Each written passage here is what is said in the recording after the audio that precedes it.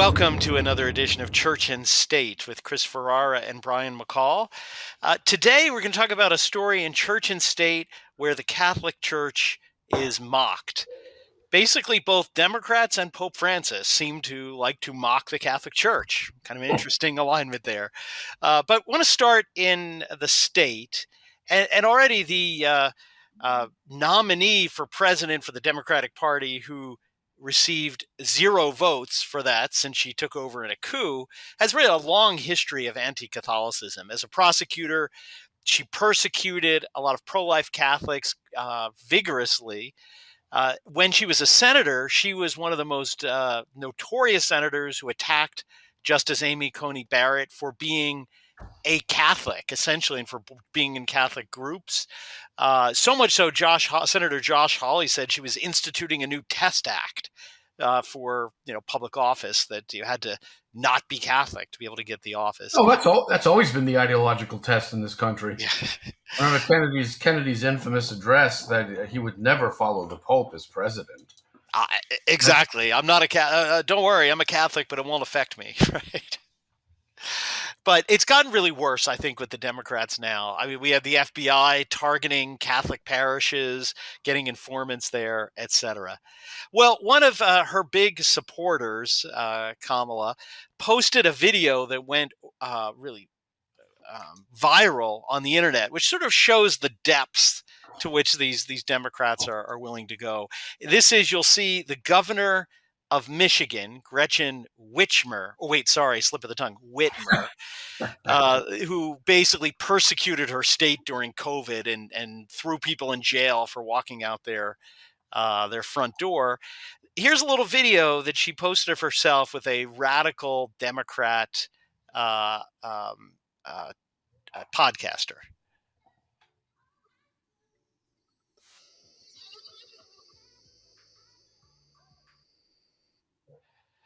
Wearing her Biden-Harris hat with her kind of, look there. Again, clearly mocking the receptive communion of Catholics. I mean, Yeah. how low have we sunk here? Well, as I've said in other contexts, the Democrat Party is officially the party of Satan.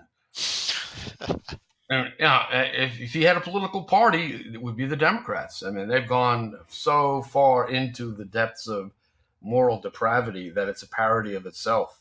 I mean, even Babylon Bee is having difficulty parodying the Democrat Party at this point, because we've never seen anything like this. There's been a dramatic acceleration. I pointed out to someone else not too long ago that the Democrats of less than a lifetime ago would look at even today's conservative Republicans as radical liberals. What would they think of their own party? They wouldn't. They'd be reduced to paroxysms of fear at what that party has become. So as far as mocking Catholicism is concerned, well, that's what this has always been about. It's always been about Catholicism. In the state, the enemies of the truth recognize that the greatest threat to their final triumph of evil over good has always been the Catholic Church. And the parallel within the church is that the enemies of tradition in the church have always recognized that traditionalists are the greatest threat to their triumph. Yeah. So we have MAGA Republicans, and I guess we have the analog of MAGA Catholics within the Catholic Church. Well, it's interesting because I think a lot of the 19th, early 20th century liberal Catholics, some of the hierarchy, some of the more liberal Catholics thought they could strike a deal with liberalism, right? We'll kind of acknowledge you, we'll make our peace with you, and you'll accept us into society. You'll accept Catholics, you'll give us space, and that'll help us build up the church and the freedom. I mean, this, I think, ultimately was the thinking of John Courtney Murray, one of the main movers behind religious liberty at the council. And a lot of the normal Catholics and even the popes at the time said, you're playing with fire, right? Liberalism will turn on you. This is a really a Faustian bargain. I mean, do you think those prophets of doom, to use John the 23rd's phrase, were right? And you can't really make a pact with liberalism. Well, Ratzinger made the point that one of the problems with the council, he says it in a gentle way, whereas we say it more forthrightly, is that something of the optimism of the Kennedy era pervaded the deliberations of the council, Hmm. which would be the first time in the history of ecumenical councils that a political sentiment played a role in the formulation of Catholic doctrines by a council. But this was a council like no other, and anyone who denies that doesn't know anything about church history.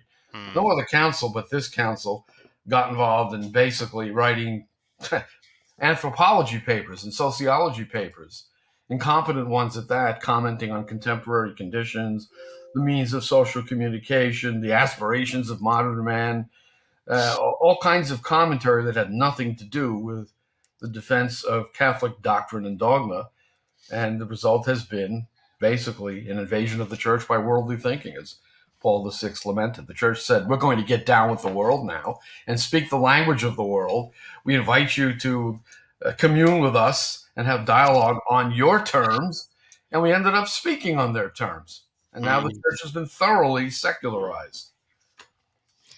As we see with Francis and his latest pronouncements against certain sins that I guess we'll get to in a moment. We'll get to in a moment. But I think even more than that, I mean, it seems like all of these ideologies that make up liberalism tend to deliver the opposite of what they promise, right? So liberalism, communism promises prosperity to everyone and brings poverty, right? Feminism promises, liberation of women and ends up just making women, into slaves. I mean, there have been no greater proliferation of sort of the treating of women as sexual objects than since the feminist movement has come about. And liberalism promises freedom and toleration and ultimately seems to bring kind of persecution. Notice how all of those lies trace back to the founding lie of the father of lies. You will not die the death. Very true. So that's what liberalism tells us. We will not die the death if we follow liberalism's prescriptions, but those prescriptions lead precisely to death, the death of the moral order, the death of the soul, and the elimination of any influence of the Catholic Church over the body politic.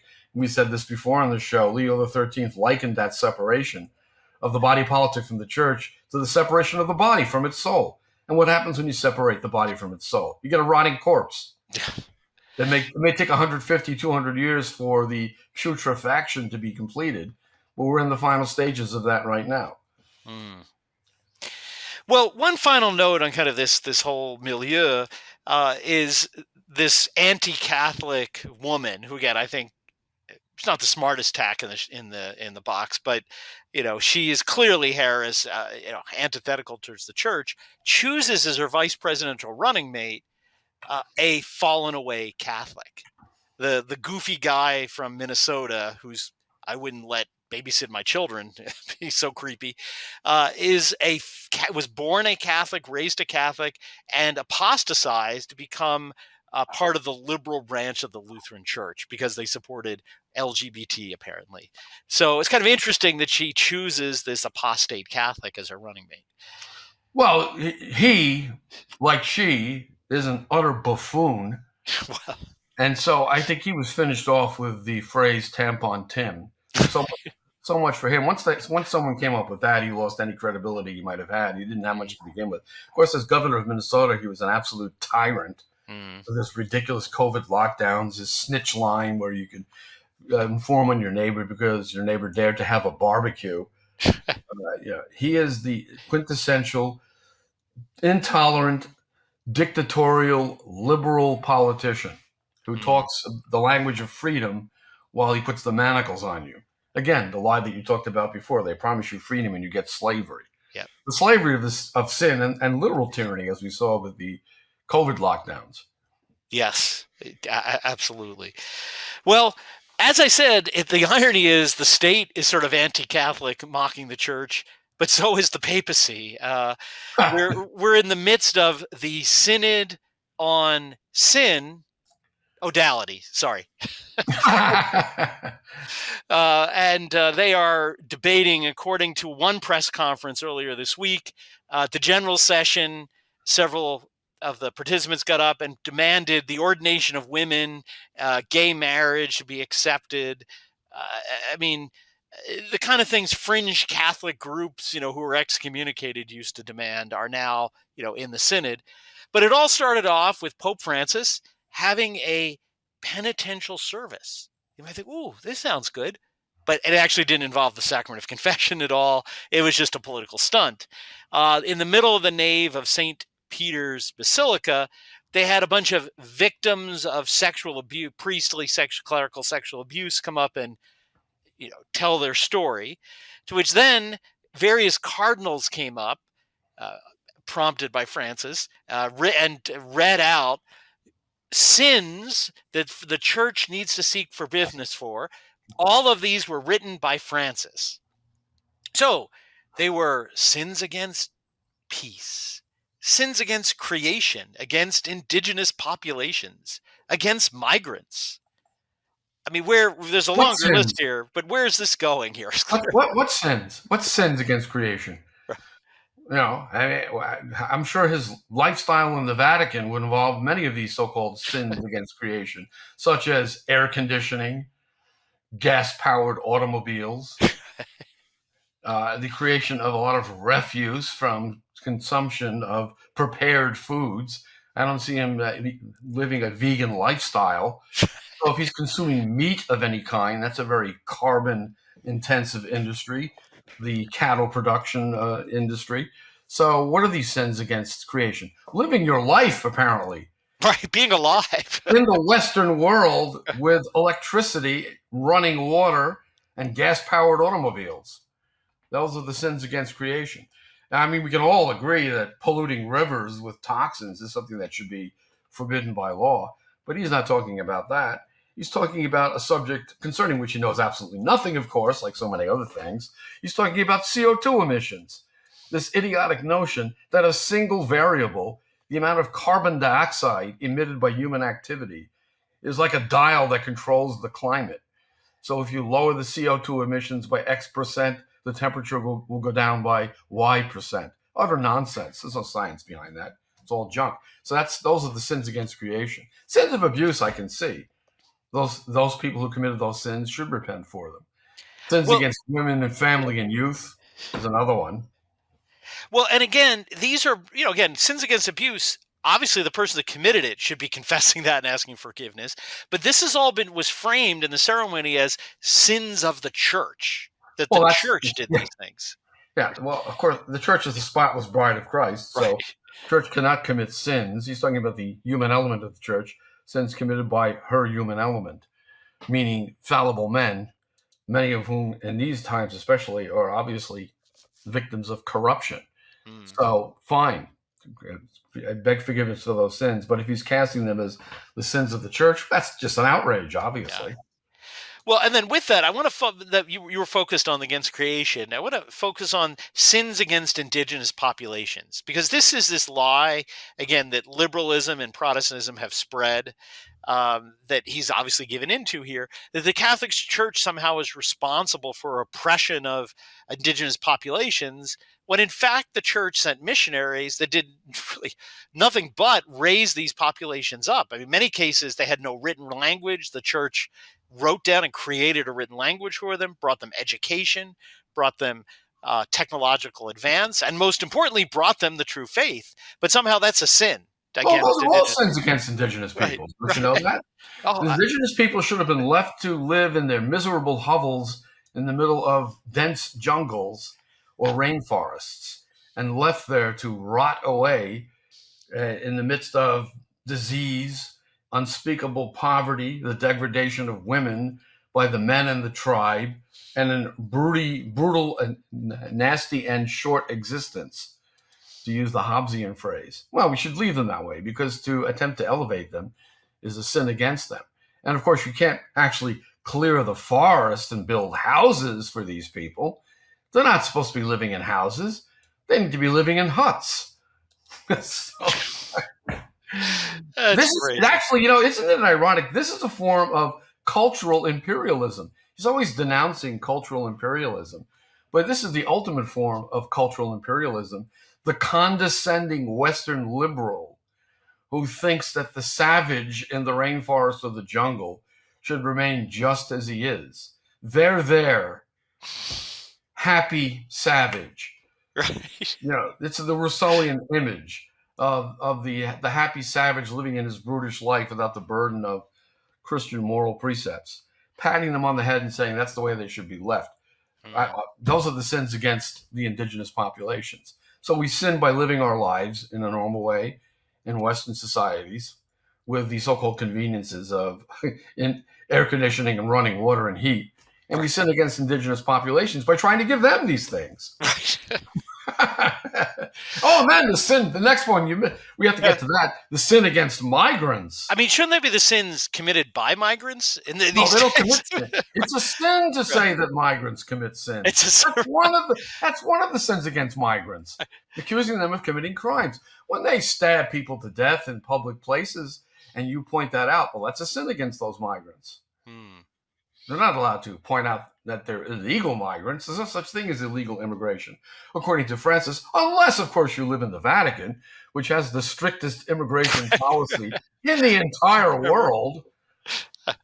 Try stepping across the borderline of the Vatican city-state without permission and see what happens to you.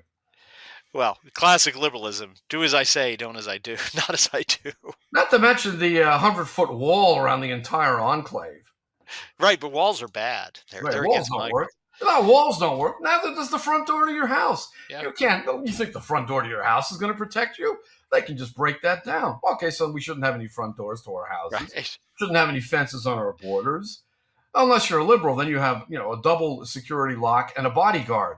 Right. In your multi-million-dollar mansion. Exactly. Well, I'm going to save the pièce de résistance for a minute, but this one's really bizarre to me. Sins against poverty. How do you sin against poverty? By getting rich? Like, I don't know. What's a sin against poverty? In the twisted scriptural exegesis of Francis, poverty per se is a virtue. Just being poor makes you virtuous. Not for Francis is the idea that among the poor there is in many places rampant immorality, a total breakdown of the family, fatherless homes, crime out of control, drug addiction. In fact, he would incoherently blame poverty for all these evils, and yet he talks about sins against poverty. Well, the whole idea is to lift people out of poverty and give them incentives, not the incentive of the United States welfare system, but the incentive to have an intact family, as is being done in some of the still residually Catholic European nations like Hungary, where there are tremendous tax incentives for having children and maintaining an intact family. But he thinks poverty is a virtue. That's not what the gospel actually says.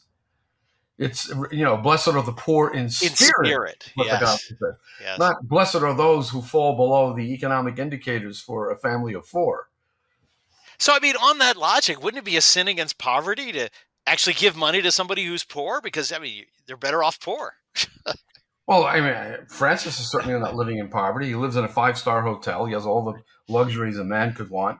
He travels around in private chartered jets everywhere, spewing carbon into the atmosphere, although he hasn't been traveling much lately. This is, the typical liberal hypocrisy that we see in civil society, and now we see it with the currently reigning Pope, denouncing the sins of everyone, the sins that he himself commits, the way of life that he denounces that he himself is living. Yeah.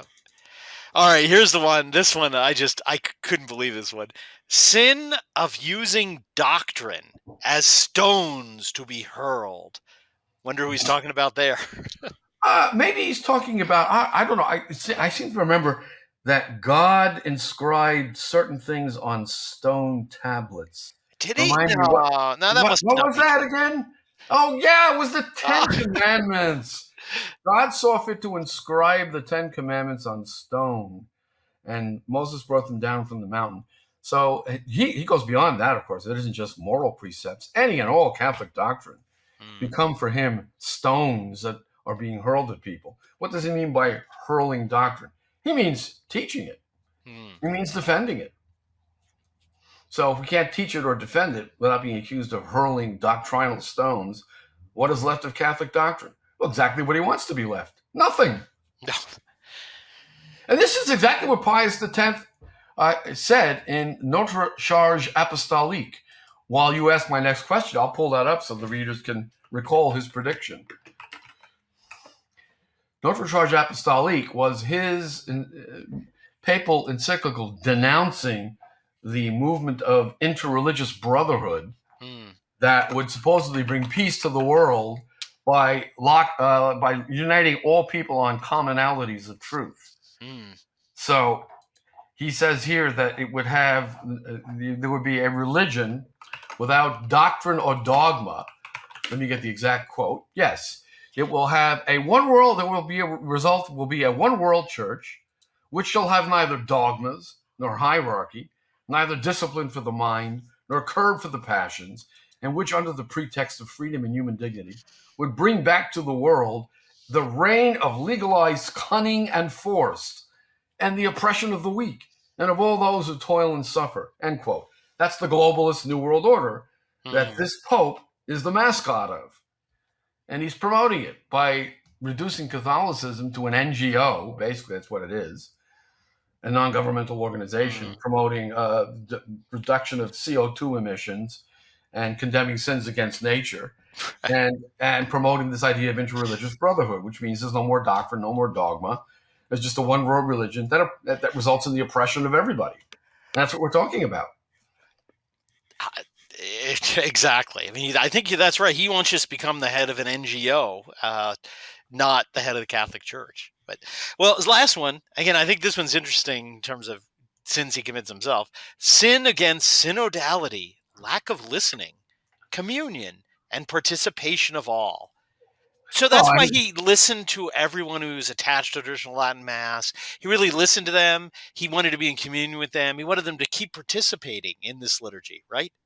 Well, then we see another internal contradiction, so typical of the confused liberal mind. He's talking about a sin against synodality. Well, isn't synodality one of his doctrines? Right. Isn't he hurling that doctrine at us like a stone? Right. Isn't he condemning us for the sin of synodality, which he hurls at us in his Pharisaical intolerance for those who don't exactly see what synodality is all about? Let's remember this Pope, this pun that I used regarding the synod. Synod is a nod to sin. And that's what it is. Yep. That's what it always been. From its inception, it's been a nod to sin, to the fallen nature of people who cannot lift themselves up because they don't avail themselves of the sacrament of confession. I mean, we're all sinners and we all need that sacrament. And we all need the sacraments in general to stay in a state of grace. Not for him, no. Because Catholicism is just one of many pathways to God, as he's already made clear. Yeah, I was going to say, Chris, you're not appreciating this. The sacraments are just one of the paths to God. I mean, putting a dot on your head, or there are other paths. You're really pretty exclusionary here. Well, I guess the dot on your head is a sacrament in his mind. Right. So, I mean, our Lord purchased the church with his blood, said, I am the way, the truth, and the life. But according to Francis, he's only one way to the truth. Or one way, one truth, one light. Well, this is the classic error of the religious indifferentists condemned by every pope before Francis. Yes. And again, I think just to step back from this, a lot of people say, oh, you're just pitting one pope against another. You can't do that. You can't. But we're not actually doing it. He's pitting himself against centuries of popes. Well, the mere fact that they accuse us of pitting one pope against another indicates a problem. Right. Because when in church history has anyone ever been able to pit one pope against another? Right. The very idea that this is possible indicates a serious problem. Absolutely. We definitely have a problem when you're able to do the opposition, the exercise of opposing one pope's statements against another pope's statements. Not on prudential matters. There might be contradictions in church discipline over the centuries in relatively small matters in confined areas. But when you can take doctrinal statements or statements purporting to be doctrinal statements of this pope and pit them against the doctrinal statements of another pope, as we have done throughout this series, you have a major problem. The accusation is effectively a vindication of our position. Yes. That we're able to do this indicates that they have ignored a real problem in the church, an unprecedented problem. Certainly an unprecedented problem. But There again, another theme we keep seeing in these episodes is church and state have never been more aligned since they joined forces with the liberal agenda. And rather than the church leading the state towards the way, the truth, and the life, they just seem to be mutually reinforcing each other in these anti-Catholic positions. So, It's a kind of spiritual equivalent of the second law of thermodynamics. The church threw open the windows at Vatican II, and so the energy source in the church obviously would radiate out to the area of lesser heat so that you reach a temperature equilibrium. And now we're at equilibrium with the outside world because we threw open the windows of the so-called fortress church. hmm.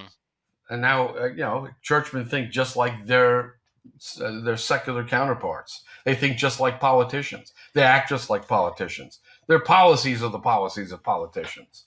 This Hmm. Pope is more concerned with CO2 emissions, coral reefs, and worms in the ocean than he is with the salvation of souls, which it appears to think is presumed as to everyone anyway. In which case, what do we need him for? Right. Well, that's going to be the next question on this path. What do we need you for? But, well, there you have our view of church and state. Next time we see you, we'll be on really the eve of the November election. So we'll probably use that opportunity to tell you what we see going on there. But hope Yeah, things, we'll know about the fate of the Western world and the entire globe actually after that election, uh, most certainly, at least in the short term. well, at least until the Antichrist arrives. Yes. Right. All right, Chris. Well, thank you. And thank you to our viewers. And we'll see you next time. See you then.